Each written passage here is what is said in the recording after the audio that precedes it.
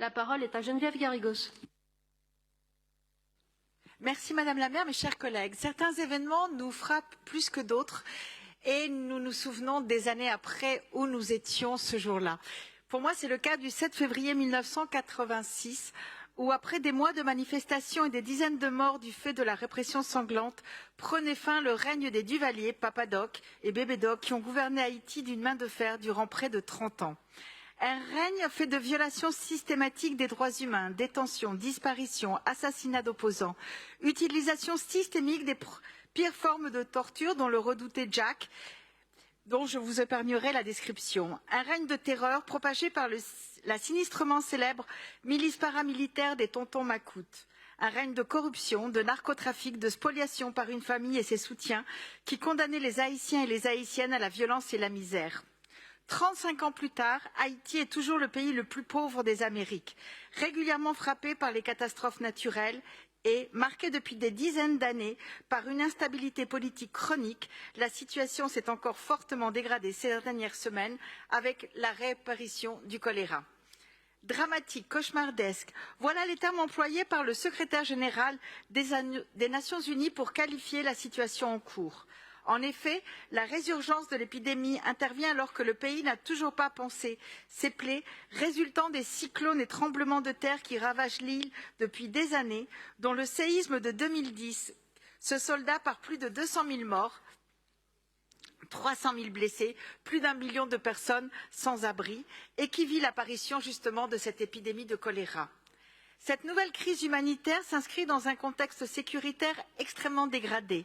Les gangs armés, ils sont plus de 400 dans le pays et connaissent une croissance exponentielle, ont pris le contrôle du grand terminal pétrolier de Vareux et du principal centre portuaire du pays, paralysant la bonne marche des services publics et l'approvisionnement en nourriture et en eau potable.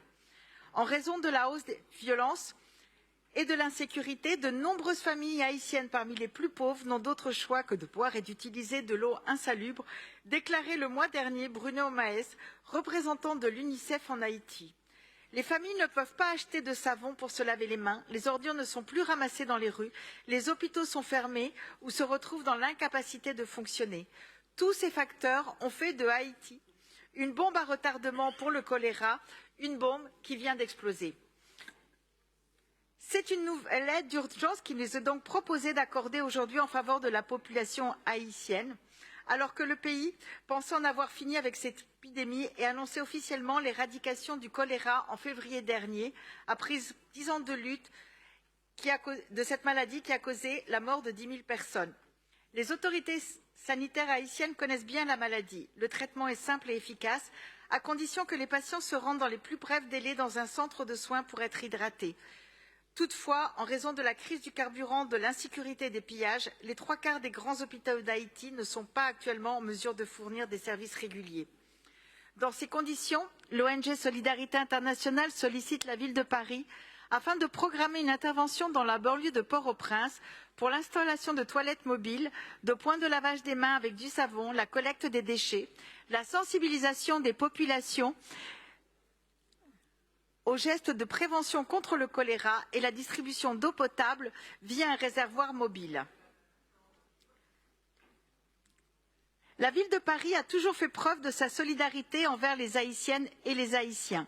Il y a tout juste un an, la ville accordait une subvention de 80 000 € à l'association Acted pour une intervention humanitaire d'urgence en Haïti suite aux dégâts provoqués par le tremblement de terre.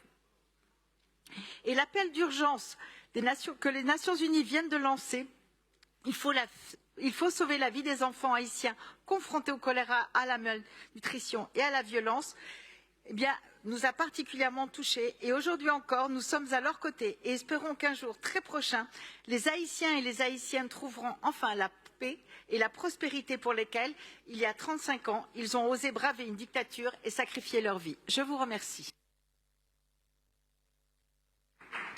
Je vous remercie.